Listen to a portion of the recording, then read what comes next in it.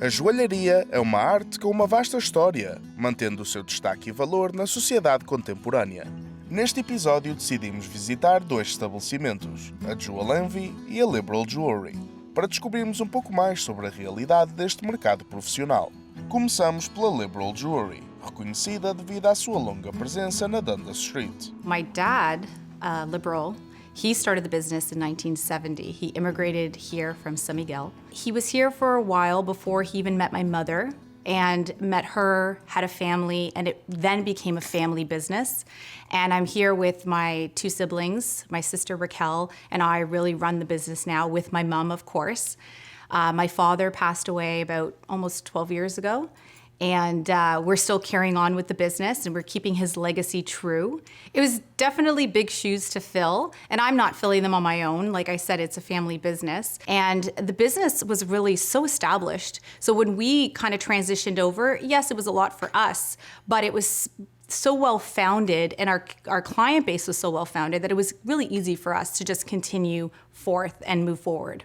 Kim destaca a necessidade de a Liberal Jewelry se adaptar ao mercado moderno, adotando estratégias digitais para a exposição dos seus produtos e na procura de novos clientes. Isto tudo sem nunca esquecer os seus leais fregueses portugueses, claro. We do a lot of business on Instagram. We have a great following. We have a really fantastic community, social community as well. At Liberal Jewelry is the handle for Instagram, and our online shop. So we're really accessible to everybody here in Canada. We ship anywhere that you need it to be shipped to. I think because it is my sister and I, and we're a bit younger, we're a bit more in tune with what's going on. So yeah, it's definitely part of our everyday. Kim de Medeiros revela o processo de criação de uma peça personalizada requerida por um cliente. So I'll remind you, we've been here for 51 years, so we're really serving the fourth generation. We do see our clients at very special milestones in life, and we have full respect for that. So we know that a lot of the times we're dealing with very special occasions, and so to handle that, it's really based on the inquiry that comes our way. A lot of the finished pieces that come from Portugal, we are buying them, we are, meeting with suppliers, and we are handpicking the collections. And a lot of the pieces are traditional, so they're just restock items because there's always a demand for those items.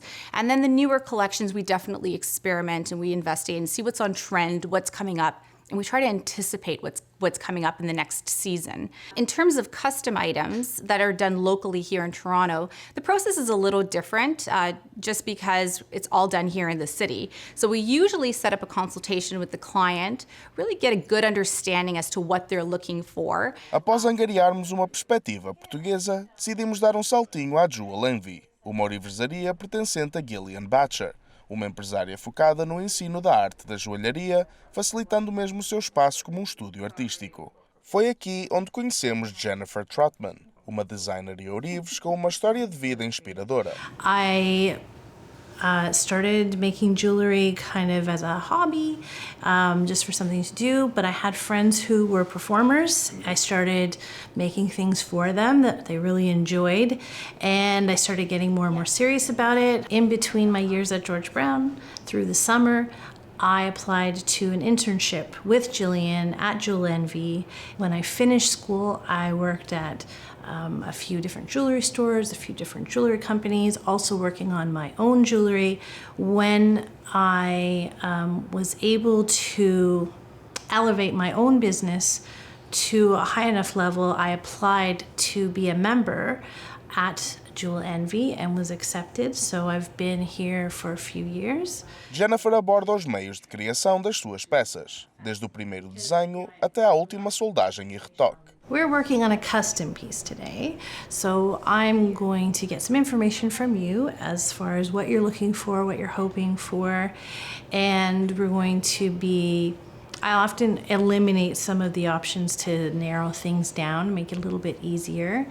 After that's finished, I'll be doing a sketch so that you can see what it is that I have in mind and see if that's going to align with what you wanted to make. So I'm going to basically take that sketch, put it into wax, and it will be a 3D example of the final product. We're now going to what we call invest the wax. We're going to be putting in sort of a plaster substance, and then when that dries, we will burn the wax out of it so that there's a cavity inside that looks exactly like the item. For this project, we're going to be using silver.